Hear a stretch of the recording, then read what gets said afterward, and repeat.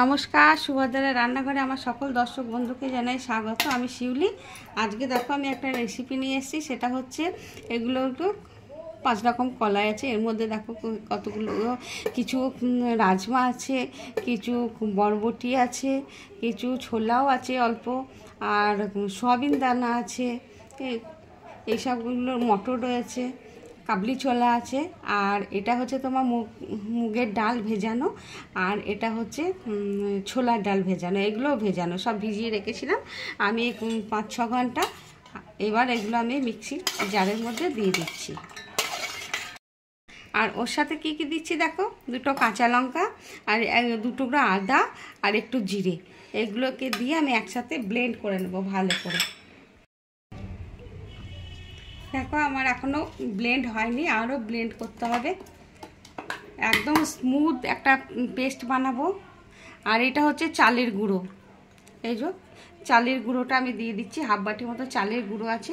এগুলোকে দিয়ে আমি একসাথে ব্লেন্ড করে নেব। আমি জল দিয়েছি, আর একটু জল দিয়ে দিচ্ছি, দিয়ে আমি এটা একটা হেলদি ধোসা বানাবো। দেখো আমার ব্লেন্ড করা হয়ে গেছে সুন্দর করে একদম। এবার আমি এটা এই পাত্রের মধ্যে ঢেলে নিচ্ছি।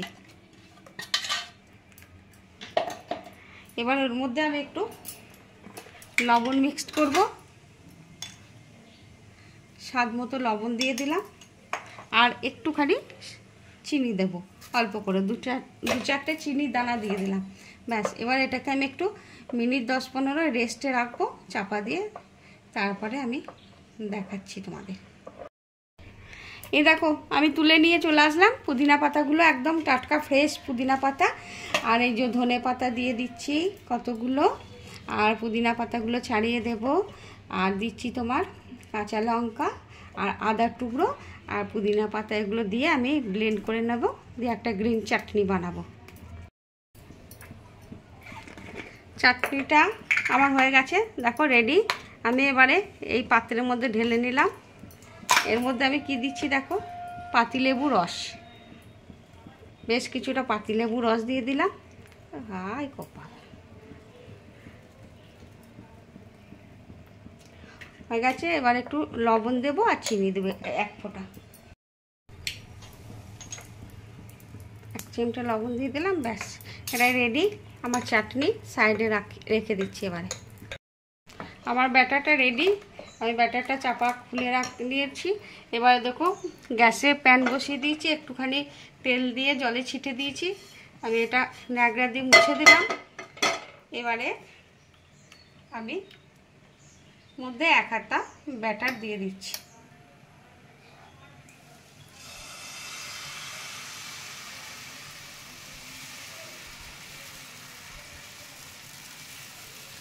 ব্যাস, এটা সুন্দর করে দেওয়া হয়ে গেল।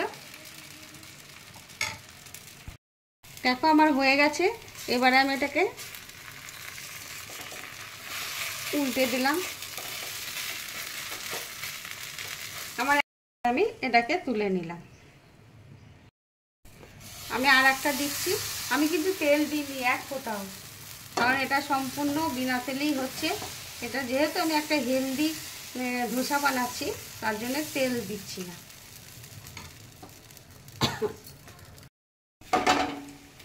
দেখো এই পিঠটা শুকনো হয়ে গেছে, মানে হয়ে গেছে।